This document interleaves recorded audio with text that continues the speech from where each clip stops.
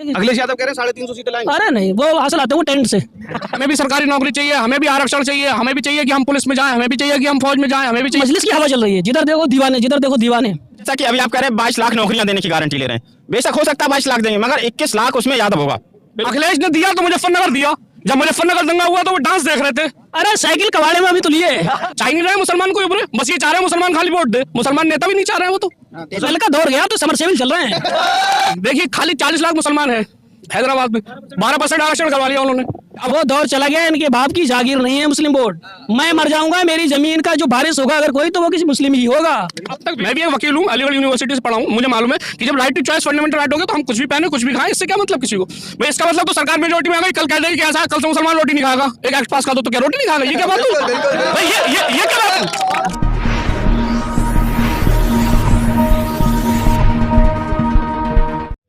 आदाब दोस्तों, मैं हूं कलीम अख्तर और आप देख रहे हैं डेमोक्रेटिक अड्डा पर चुनावी चौपाल।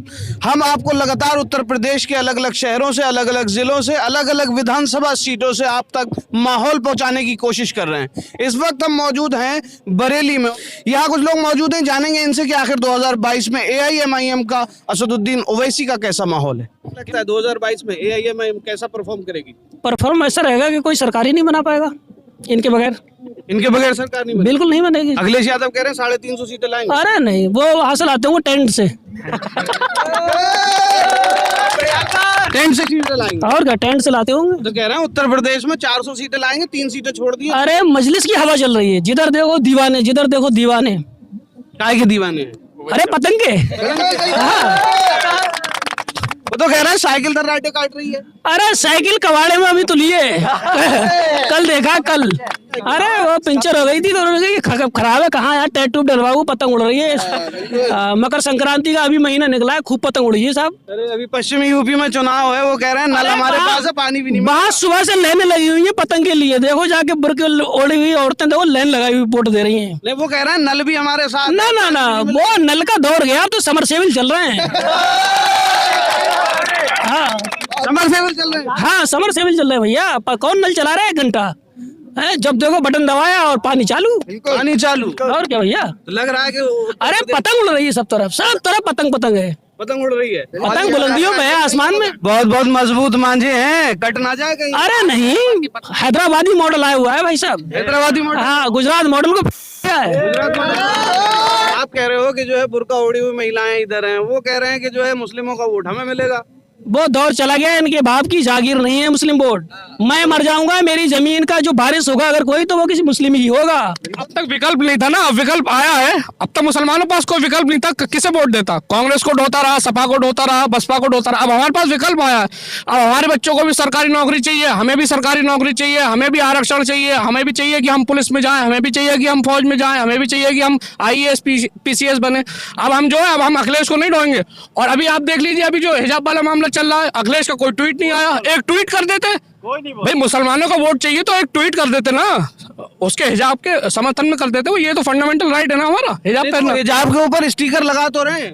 अरे वो तो और मुस्लिम औरतों का हनन कर रहे हैं। बताइए, उनके कार्यकर्ता उनकी बेइज्जती कर रहे हैं, तौहीन कर रहे हैं। ये तो मोलेस्टेशन का केस हो गया, कार्यकर्ता छू रहा है, उस पर तो एक्शन होना चाहिए बल्कि। अच्छा, एक चीज और बताइए, आप कह रहे हैं रोजगार चाहिए आपको, 22 लाख नौकरियां देने का वादा कर रहे हैं। किसने? अखिलेश ने तो 18% आरक्षण देने का ही वादा किया था। आज तक तो नहीं दिया। बहुमत में सरकार आई, अखिलेश ने दिया। अखिलेश ने दिया तो मुजफ्फरनगर दिया, जब मुजफ्फरनगर दंगा हुआ तो वो डांस देख रहे थे। तो अखिलेश से हमें कोई उम्मीद, आजम खान पे नहीं बोले। आजम खान ने अपनी पूरी जिंदगी अपनी पार्टी के लिए कुर्बान कर दी, उनका पूरा परिवार जेल में। अखिलेश नहीं बोलेंगे।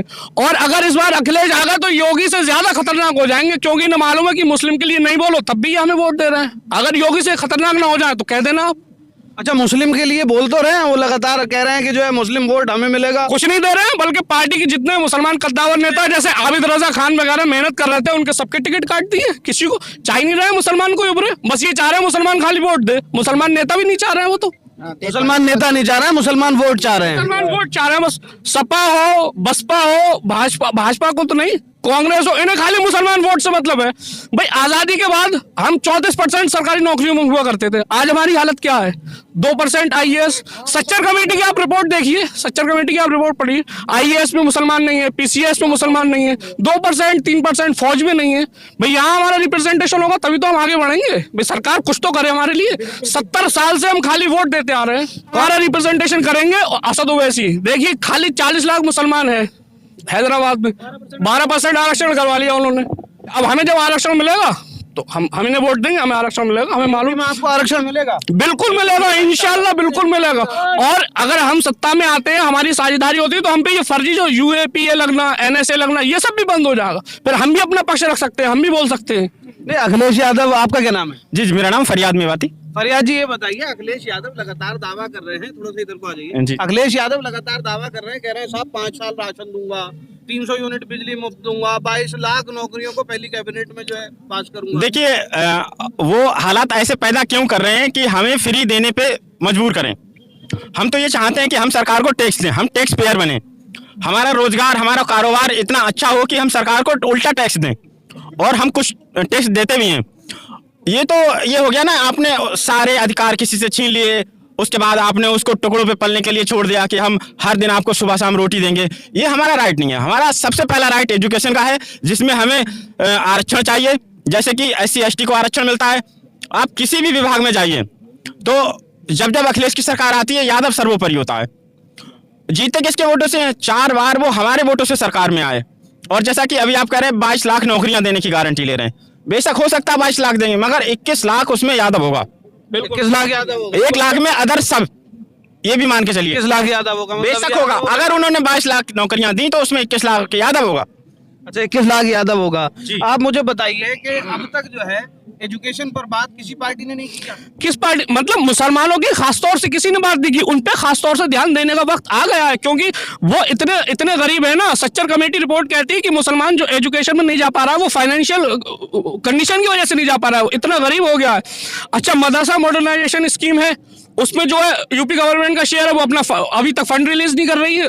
जितने भी सरकारी टीचर पढ़ा रहे हैं मदरसे में, उनका अभी तक सैलरी नहीं आई है। अच्छा, हिजाब मामले की आप बात कर रहे थे। समाजवादी के लोग कह रहे हैं कि भारतीय जनता पार्टी के पास मुद्दा खत्म हो रहा है, इसलिए कर्नाटक में हिजाब मामले को तूल दिया जा रहा है, और ओवैसी भी वही कर रहे हैं। ओवैसी क्यों वो कर रहे हैं? हिजाब पहनना तो फंडामेंटल राइट है ना, मौलिक अधिकार है। पुत्ता स्वामी जजमेंट है जो उसमें ये क्या है, राइट टू चॉइस जो है वो फंडामेंटल राइट है। मैं भी एक वकील हूँ, अलीगढ़ यूनिवर्सिटी से पढ़ा हूँ, मुझे मालूम है कि जब right to choice fundamental right हो गया तो हम कुछ भी पहने, कुछ भी खाएं, इससे क्या मतलब किसी को? भाई इसका मतलब तो सरकार मेजोरिटी में आ गई, कल कह देगी कि ऐसा कल से मुसलमान रोटी नहीं खाएगा, एक एक्ट पास कर दो तो क्या रोटी नहीं खाएगा? ये क्या बात है भाई? ये क्या बात है? जो होगा ड्यू प्रोसेस से होगा ना, ड्यू प्रोसेस से होगा ना, प्रोसेस भी फॉलो किया जाएगा भाई। कॉन्स्टिट्यूशन मोरालिटी को जो है ऊपर रखा जाएगा ना। देश तो संविधान से चलेगा ना, या किसी के कहने से चलेगा? उनका कहने का मकसद ये है कि 5 राज्यों में चुनाव है, इसी टाइम हिजाब के मुद्दे को उठा दिया। असदुद्दीन ओवैसी भी उसे बढ़ा रहे हैं, पोलराइजेशन करना चाहते हैं। असदुद्दीन ओवैसी नहीं उठा रहे, असदुद्दीन ओवैसी नहीं उठा रहे, ये तो भाजपा का काम है। भाजपा के पास कोई मुद्दा तो है नहीं बात करने का, कोई रोजगार तो दिया नहीं है किसी को, कोई डेवलपमेंट तो किया नहीं है, उसे बस हिंदू मुस्लिम करना है, तो ये उसका काम है। यही तो समाजवादी वाले कह रहे हैं कि हिंदू मुस्लिम करने के लिए हिजाब मुद्दे पूरे देश में जहां कहीं भी मुस्लिमों के खिलाफ कोई भी नियम कानून पास किया जाता है तो सबसे पहले आवाज असदुद्दीन ओवैसी साहब की आती है।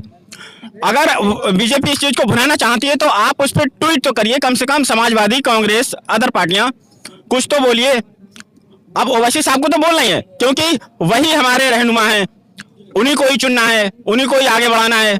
अच्छा, रूबिका लियाकत जो है वो ट्वीट कर रही है, कह रही है हिजाब पहनाकर लड़कियों को पीछे ले जाने का प्रयास किया जा रहा है। ये रूबिका लियाकत कौन है? इन्हें तो कोई सुनता भी नहीं, मुझे लगता कोई मुसलमान इन्हें पसंद नहीं करता। वो तो हमेशा वो तो सरकार के पक्ष में रहती है, सरकार ने जो कह दिया उन्हें तो तलवे चाटना है, इसके अलावा उन्हें कुछ नहीं आता। रूबिका लियाकत को सवाल कैसा पूछती है मोदी जी से कि मोदी जी आप कौन से टॉनिक लेते हैं, बताओ। पत्रकार का ही काम है। अरे सच्चा मैं बन जाता पत्रकार, आंख में आंख डाल के बात करता, समझे?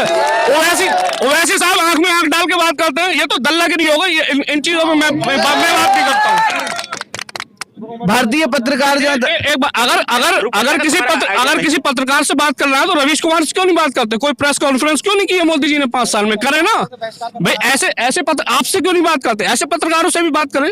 खाली वो जो दल्ले इंटरव्यू देंगे तो अक्षय कुमार को देंगे कि मोदी जी आप आम चूस के खाते हैं कि आप काट के खाते हैं?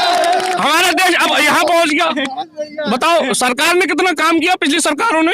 ठीक है, और ये कहाँ पहुंच गए कि आप आम चूस के खाते हैं कि काट के खाते हैं? डर लगता है क्या मोदी जी को सच्चे पत्रकार? बिल्कुल डर लगता है मोदी जी को, बिल्कुल डर लगता है। टेलीप्रॉम्प्टर के बिना तो बोल नहीं पाते। अभी रुक गया था तो 3 मिनट चुप रहे। अभी टेलीप्रॉम्प्टर रुक गया था एक सभा में तो वो 3 मिनट चुप रहे, इधर उधर की बातें करने लगे। तो भाजपा वाले तो कहते हैं राहुल गांधी को अगर भाषण लिखा हुआ ना हो तो बोल नहीं। राहुल गांधी अभी बोले कितना अच्छा बोले, राहुल गांधी अभी संसद में जो बोले कितना अच्छा बोले। हमें तो मोदी जी को इससे कोई मतलब नहीं है। देखिए हमारा नेता ना राहुल गांधी है ना हमारा आइडियल रूब का लियाकत है, हमारा आइडियल असदुद्दीन ओवैसी साहब है। बात उनकी करिए, विपक्ष में चाहे जो भी हो। चलिए, तो 2022 में क्या लगता है क्या होगा? 22 में इंशाल्लाह हमारी भागीदारी होगी। भागीदारी होगी जी। पतंग उड़ेगी? बिल्कुल उड़ेगी पतंग। हम कन्वेंसिंग कर रहे हैं, घर घर जा रहे हैं, हमें पता है क्या माहौल है। लोग पतंग को बहुत पसंद कर रहे हैं। लोगों को अब समझ में आ गया कि असद ओवैसी ही सिर्फ उनकी बात कर रहे हैं। हर इंसान जान चुका, हर मुसलमान समझ रहा है कि सिर्फ असद ओवैसी ही उनकी बात करते हैं। देखिए जो नेता टाइप के लोग हैं गली मोहल्लों में जो 5-10 सालों से समाजवादी या अदर पार्टियों को ढो रहे थे, दलाली कर रहे थे थाने की, वो तो समाजवादी में दिखाई दे रहे हैं आपको। मगर जो साइलेंट वोटर है, जिसको किसी बात से मतलब नहीं है, जो सिर्फ अपना रोज का करता खाता है, वो सबसे ज्यादा वोट हमारे पक्ष में है, मुस्लिम वोट। चलिए, तो ये तो आने वाला वक्त ही बताएगा। 10 मार्च को सब क्लियर होगा कि आखिर कौन भारी है, साइलेंट वोटर किधर जा रहा है। इनका कहना है कि जो साइलेंट वोटर है वो लगातार AIMIM के पक्ष में आ रहा है और वोट करेगा AIMIM को। आने वाला वक्त ही बताएगा कि कौन आखिर इस विधानसभा सीट से, इस जिले से चुनकर विधानसभा जाता है। इसी तरीके से हम आपको लगातार कवरेज दिखाते रहेंगे। जुड़े रहिए हमारे चैनल डेमोक्रेटिक अड्डा के साथ। शुक्रिया।